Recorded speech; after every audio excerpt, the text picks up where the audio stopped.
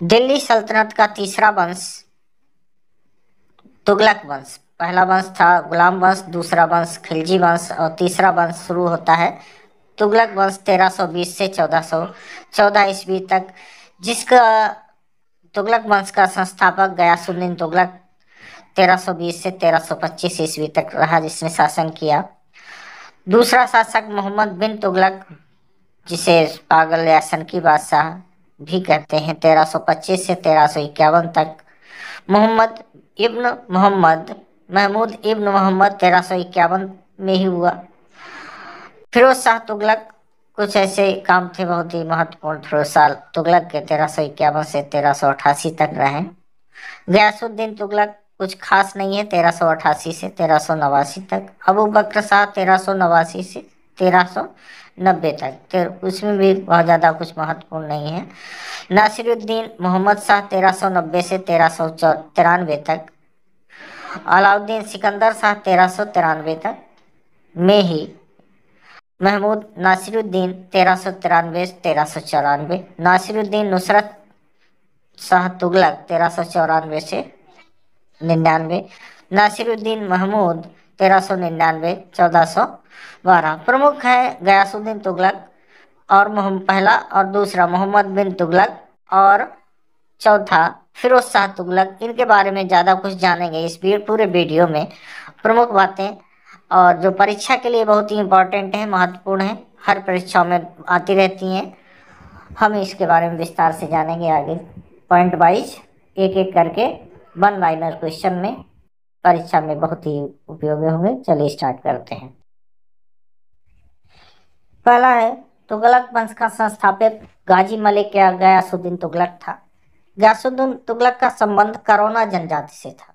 ये करोना जनजाति से इसका संबंध है। 5 सितंबर 1320 ईस्वी को खुसरो खां को पराजित करके गाजी मलिक या तुगलक गाजी गयासुद्दीन तुगलक के नाम से 8 सितंबर 1320 ईस्वी को दिल्ली के सिंहासन पर बैठा। खुसरो खां को इसने पराजित किया और उसके बाद गद्दी पे बैठ गया और इस तरह से तुगलक वंश की स्थापना होती है, जो 1414 तक चलता है। गयासुद्दीन तुगलक दिल्ली का पहला सुल्तान था जिसने अपने नाम के साथ गाजी, काफिरों का वध करने वाला, शब्द जोड़ा। गाजी मलिक या तुगलक गाजी गयासुद्दीन तुगलक ने नाम से, जैसा कि उसने राज सिंहासन ग्रहण किया था, तो गाजी शब्द जोड़ा अपने नाम के साथ, जो काफिरों का वध करने वाला था, उसके लिए। गयासुद्दीन तुगलक ने करीब 29 बार मंगोल आक्रमण को विफल किया। प्रमुख पॉइंट है, 29 बार मंगोल आक्रमण को विफल किया। गयासुद्दीन ने अलाउद्दीन के समय में लिए गए अमीरों की भूमि को पुनः लौटा दिया। जैसा कि हमने पिछले वीडियो में देखा था कि जो वक्फ या इनाम की भूमि होती थी उसको खालसा भूमि में बदल दिया जाता था और उस पर टैक्स लेता था अलाउद्दीन खिलजी, उसको उसने वापस लौटा दिया। नहर नहर का निर्माण, नहर और कुओं का निर्माण करवा रहा था गयासुद्दीन तुगलक में। करवाने वाला प्रमुख सुल्तान गयासुद्दीन तुगलक था। नहरों का निर्माण कराया, 5 प्रमुख नहरें हैं, और कुओं का भी निर्माण कराया। गयासुद्दीन तुगलक ने दिल्ली के समीप स्थित पहाड़ियों पर तुगलकाबाद नाम का एक नया नगर स्थापित किया, जो कि रोमन शैली में निर्मित। इस नगर में एक दुर्ग का निर्माण भी हुआ। इस दुर्ग को छप्पन कोट के नाम से भी जाना जाता है। तुगलकाबाद का निर्माण किसने करवाया? तो ये गयासुद्दीन तुगलक है। और तुगलकाबाद का दूसरा नाम क्या है? तो ये छप्पन कोट है। और किस शैली में बना है? तो ये रोमन शैली में निर्मित है और ये दिल्ली के पास है। ये प्रमुख पॉइंट है, मुख्य पॉइंट है।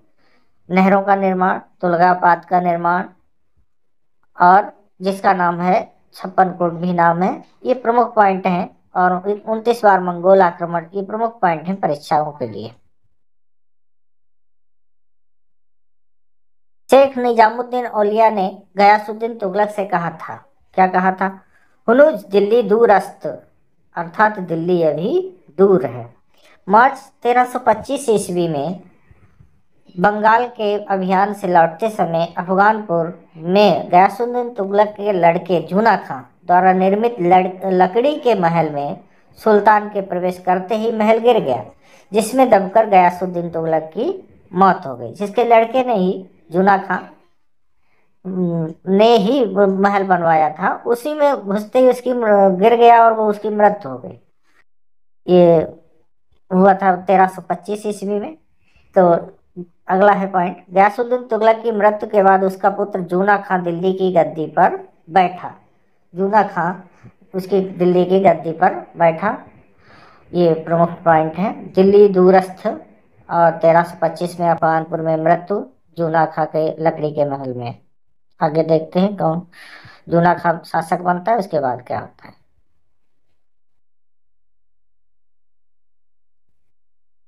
जूना खां मोहम्मद बिन तुगलक के नाम से दिल्ली की गद्दी पर बैठा। मध्यकालीन सभी सुल्तानों में मोहम्मद तुगलक सर्वाधिक शिक्षित, विद्वान एवं योग्य व्यक्ति था। सर्वाधिक शिक्षित था, विद्वान था और योग्य व्यक्ति था।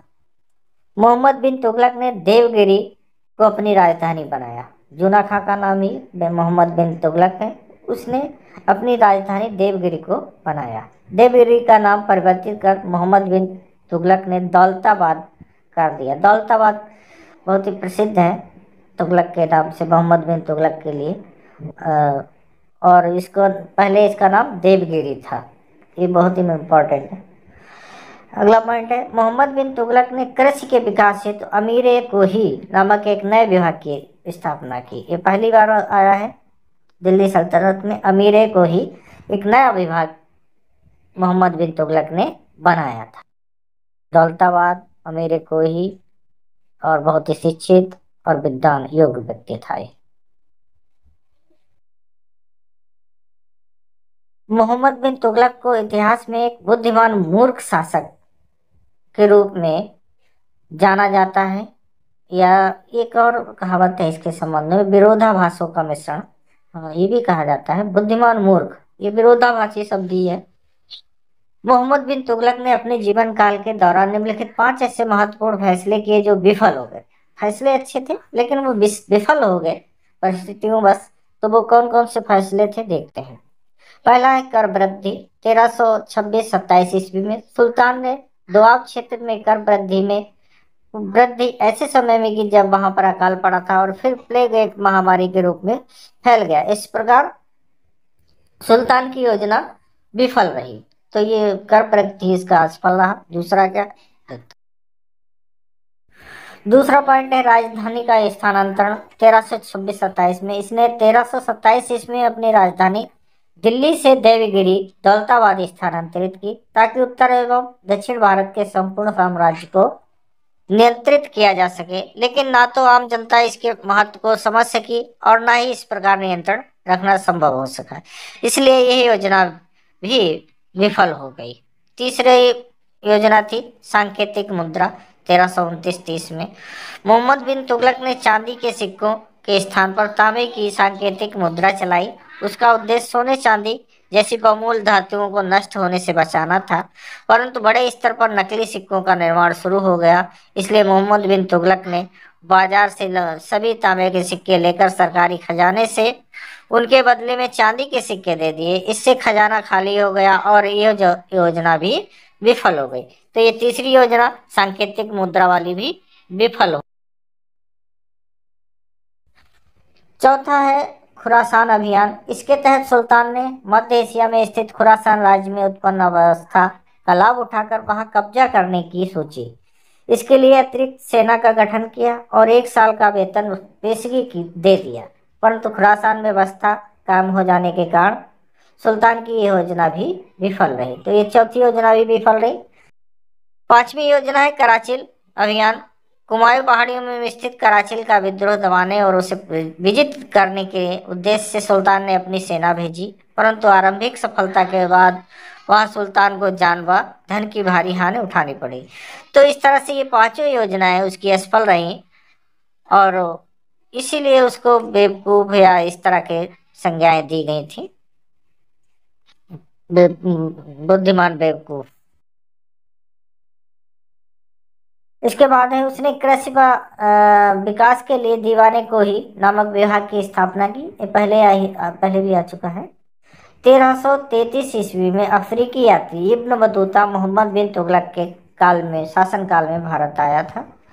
बहुत ही प्रसिद्ध नाम है इब्न बतूता, बच्चे भी जानते हैं। 1333 में आया था और मोहम्मद बिन तुगलक के काल में। मोहम्मद बिन तुगलक ने इब्न बतूता को काजी नियुक्त किया और बाद में उसे अपने राजदूत के रूप में चीन भेज दिया। तो इब्न बतूता तो याद है हालांकि, लेकिन ये कहाँ का था? अफ्रीकी यात्री था ये। और इसे कहाँ भेज दिया था? बाद में काजी बनाया और उसे चीन भेज दिया था। ये मुख्य पॉइंट है। और इसकी किताब है रहेला में मोहम्मद बिन तुगलक के समय की घटनाओं का वर्णन किया है। इब्न बतूता ने अपनी किताब रहेला में अब यहाँ इसके समय की घटनाओं का वर्णन किया है। अगला पॉइंट है मोहम्मद बिन तुगलक के सिंहासन पर बैठते समय दिल्ली सल्तनत कुल 23 प्रांतों में बटा था। दिल्ली सल्तनत 23 प्रांतों में बट गया था। मोहम्मद बिन तुगलक के शासनकाल में दिल्ली सल्तनत का विस्तार अपने चरमोत्कर्ष पर था। अपनी सनक परियोजनाओं, क्रूर कृत्यों एवं दूसरों के सुख दुख के प्रति उपेक्षा भाव रखने के कारण मोहम्मद बिन तुगलक को स्वप्नशील, पागल एवं रक्त पिपासु कहा गया था। ये संज्ञाएं दी गई थी नाम का। कोई स्वप्नशील कहता था, पागल कहता था, रक्त पिपासु कहता था। सिर्फ सन की योजनाओं, क्रूर कृत्यों और दूसरों के सुख दुख के प्रति उपेक्षा भाव के कारण। ये प्रमुख पॉइंट है परीक्षा के लिए, क्यों इसका ऐसा कहा जाता था। मोहम्मद बिन तुगलक के शासनकाल में दक्षिण में 1336 ईस्वी में हरिहर एवं बुक्का, बहुत ही प्रसिद्ध नाम है, हरिहर एवं बुक्का नामक दो भाइयों ने स्वतंत्र विजयनगर राज्य की स्थापना की। ये बहुत ही इंपॉर्टेंट पॉइंट है। विजयनगर की स्थापना किसने की थी? हरिहर एवं बुक्का ने। और ये 1336 ईस्वी में मोहम्मद बिन तुगलक के समय में ही की थी। मोहम्मद बिन तुगलक शेख अलाउद्दीन का शिष्य था। किसका शिष्य था? शेख अलाउद्दीन का। वो सल्तनत का पहला शासक था जो अजमेर में शेख मोइनुद्दीन चिश्ती की दरगाह, अजमेर की दरगाह मोइनुद्दीन चिश्ती की दरगाह और बहराइच में सालार मसूद गाजी के मकबरे में गया। ये दोनों जगह मोइनुद्दीन चिश्ती की दरगाह, सालार मसूद गाजी के मकबरे में गया। इसके बाद है मोहम्मद बिन तुगलक ने बदाऊं में मीरान मुल्हिम, दिल्ली में शेख निजामुद्दीन औलिया, मुल्तान में शेख रुकनुद्दीन, अजोधन में शेख मुल्तान आदि संतों के कब्र पर मकबरे बनवाए। तो ये मुख्य पॉइंट कहाँ कहाँ मकबरे बनवाए? बदायूं में मीरन मुल्हिम, दिल्ली में शेख निजामुद्दीन औलिया, मुल्तान में शेख रुकनुद्दीन, अजोधन में शेख मुल्तान, इन संतों के कब्र पर मकबरे बनवाए। मोहम्मद बिन तुगलक को मृत्यु हट्टा के निकट गोडाल में 20 मार्च 1351 ईस्वी को हुई थी। 20 मार्च 1351 को उसकी मृत्यु हो गई। इसके मरने पर इतिहासकार बदायूनी ने कहा था, क्या कहा था? सुल्तान को उसकी प्रजा से और प्रजा को अपने सुल्तान से मुक्ति मिल गई। ये बहुत ही कथन है, इंपॉर्टेंट कथन है। सुल्तान को उसकी प्रजा से और प्रजा को अपने सुल्तान से मुक्ति मिल गई। मोहम्मद बिन तुगलक के शासनकाल में दक्षिण में हरिहर एवं बुक्का नामक दो भाइयों ने 1336 ईस्वी में स्वतंत्र राज्य विजयनगर की स्थापना की थी। और ये तो पहले देख चुके हैं। इसके बाद भी एक और है, महाराष्ट्र में अलाउद्दीन बहमन शाह ने 1347 ईस्वी में स्वतंत्र बहमनी राज्य की स्थापना की। दोनों राज्य, विजयनगर और बहमनी राज्य, दोनों राज्यों की स्थापना इसी के काल में हुई थी, मोहम्मद बिन तुगलक के काल। बात है मोहम्मद बिन तुगलक के बाद उसका चचेरा भाई फिरोज शाह तुगलक 20 मार्च 1351 ईस्वी को गद्दी पर बैठा। फिरोज शाह तुगलक तीसरा इंपॉर्टेंट है ये। फिरोज शाह तुगलक का राज्याभिषेक ठट्टा के नजदीक 20 मार्च 1351 ईस्वी को हुआ। पुनः फिरोज शाह का राज्याभिषेक दिल्ली में अगस्त 1351 ईस्वी को हुआ। तो 2 बार इसका राज्याभिषेक हुआ फिरोज शाह तुगलक का। खलीफा द्वारा इसे कासिम अमीर उल मोमिनीन की उपाधि दी गई। कासिम अमीर उल मोमिनीन की उपाधि दी गई। फिरोज शाह तुगलक एक उदार शासक था और उसने उलेमा वर्ग की सलाह मानते हुए धार्मिक आधार पर एक इस्लामिक राज्य की स्थापना की थी। फिरोज शाह सैनिक व्यवस्था के दृष्टिकोण से पूरी तरह से असफल साबित हुआ। सैनिक व्यवस्था को बहुत ज्यादा सफल नहीं रहा। फिरोज शाह ने सेना में वंशवाद को बढ़ावा दिया तथा सैनिकों को वेतन के रूप में भूमि प्रदान की। वेतन के बदले भूमि। उसके शासनकाल में सेना में भ्रष्टाचार फैल चुका था। और आगे देखते हैं। उसने निम्नलिखित कर लगाए। खराज ये हिंदुओं पर लागू भूमि कर था जो उत्पादकता का 1/10 भाग था। असर ये मुस्लिमों पर लागू भूमि कर था जो उत्पादकता का 1/10 भाग था। जक़ात यह मिल्कियत पर लगने वाला कर था जो 2.5 या 1/40वां भाग था। जजिया यह गैर मुस्लिमों से लिया जाने वाला कर था, यहाँ तक कि यह ब्राह्मणों से भी वसूला जाना शुरू किया गया। तो ये प्रमुख कर थे खराज, असर, जक़ात, जजिया। एक और है खुम्स। अगला है खुम्स। ये शुद्ध युद्ध में लूटे गए माल पर लगने वाला कर था। इसमें 1/5 भाग खजाने तथा 4/5 भाग सैनिकों को होता था। जो युद्ध में खजाना लूटते थे कहीं से युद्ध में, वो उसका 1/5 भाग खजाने में और 4/5 भाग सैनिकों का होता था। खुम्स जिसे बोलते थे। फिरोज शाह तुगलक ने 24 करों को समाप्त कर केवल 4 करों खराज, खुम्स, जजिया तथा जक़ात को वसूल करने का आदेश दिया। तो जैसे खिलजी के शासनकाल में बहुत सारे कर नए नए कर लगाए गए थे, तो लेकिन इसने 24 करों को समाप्त कर दिया। खराज, खुम्स, जजिया तथा जक़ात, ये 4 करों को वसूलने का आदेश दिया बस। फिरोज शाह तुगलक ने हिसार, फिरोजाबाद, फतेहाबाद, जौनपुर, फिरोजपुर, हिसार, फिरोजाबाद, फतेहाबाद, जौनपुर, फिरोजपुर, हिसार, फिरोजाबाद, फतेहाबाद, जौनपुर, फिरोजपुर, ये नगर हैं, इनकी स्थापना की थी। ये नगर बसाए थे फिरोज शाह तुगलक ने। हिसार, फिरोजाबाद, फतेहाबाद, जौनपुर, फिरोजपुर। फिरोज शाह तुगलक ने मुस्लिम अनाथ स्त्रियों, विधवाओं एवं लड़कियों की सहायता दीवाने खैरात नामक नए विभाग की स्थापना की थी।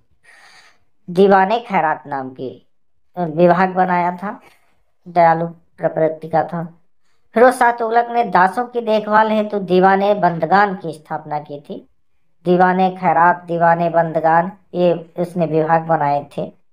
सल्तनतकालीन सुल्तानों के शासनकाल में सबसे अधिक दासों की संख्या करीब 1,80,000 फिरोज तुगलक के समय थी। सबसे ज्यादा दास थे यहाँ पे। दीवाने खैरात, दीवाने बंदगान, ये इसने अलग अलग विभाग बनाए थे। दिल्ली सल्तनत का फिरोज शाह तुगलक प्रथम सुल्तान था जिसने इस्लामी नियमों का कड़ाई से पालन करते हुए उलेमा वर्ग को प्रशासनिक कार्यों में महत्व दिया। उलेमा वर्ग को जिसने अभी किसी ने महत्व नहीं दिया था, उसने इसमें महत्व दिया। इसने सैन्य पदों को वंशानुगत बना दिया और इसने अपनी आत्मकथा फुतुहात ए फिरोज शाही की रचना की। आत्मकथा भी लिखी, फुतुहात ए फिरोज शाही। किसने लिखी? तो फिरोज शाह तुगलक ने लिखी। फुतुहात ए फिरोज शाह तुगलक द्वारा लिखित एक आत्मकथा है। ये इसकी आत्मकथा।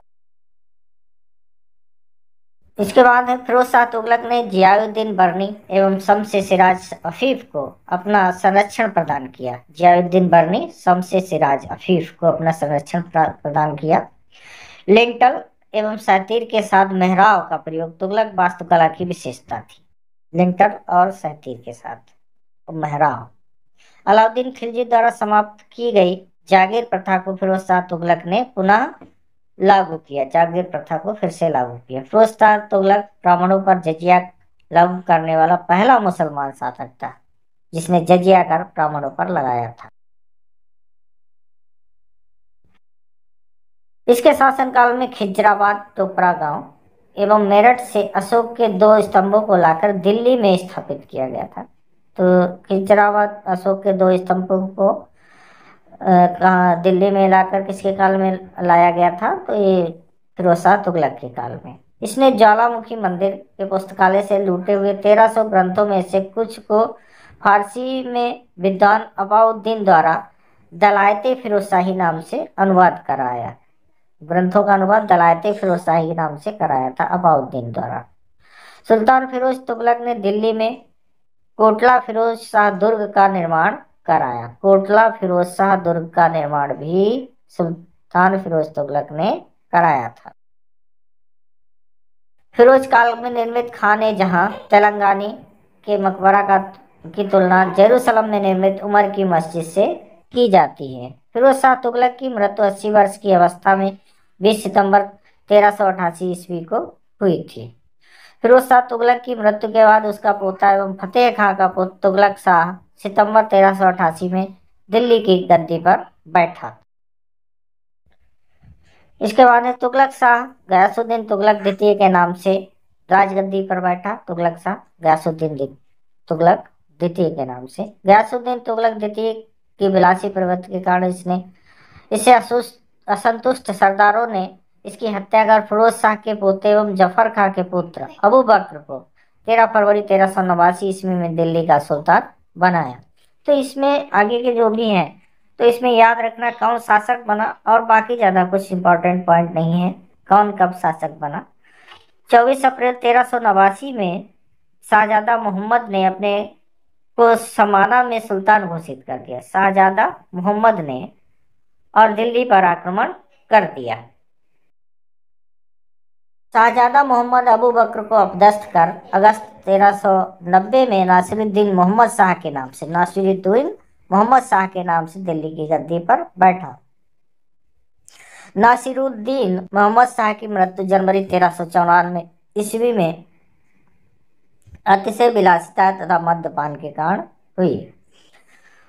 उसकी मृत्यु हो गई 1394 में। नासिरुद्दीन मोहम्मद शाह की मृत्यु के बाद उसका पुत्र हुमायूं दिल्ली की गद्दी पर बैठा। हुमायूं दिल्ली के गद्दी पर बैठा।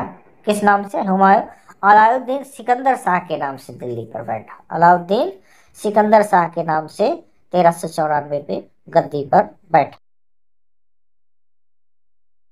अलाउद्दीन सिकंदर शाह की मृत्यु 8 मार्च 1395 को हुई। अलाउद्दीन सिकंदर शाह, जो इसका नाम हुमायूं था। अलाउद्दीन सिकंदर शाह की मृत्यु के बाद नासिरुद्दीन मोहम्मद शाह का सबसे छोटा पुत्र नासिरुद्दीन महमूद शाह दिल्ली की गद्दी पे बैठा।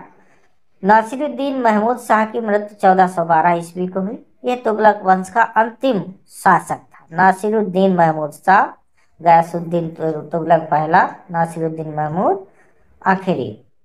ये तुगलक वंश का अंतिम शासक था। इसके समय में तैमूर लंका आक्रमण भारत पर हुआ था। किसका हुआ था? तैमूर लंका आक्रमण भारत पर हुआ था। तुगलक काल के 12 खंबा भवन को धर्मनिरपेक्ष इमारत कहा जाता है। तो तैमूर लंका आक्रमण के बारे में जानते हैं। तैमूर लंका कौन था, इसके बारे में देखते हैं आगे।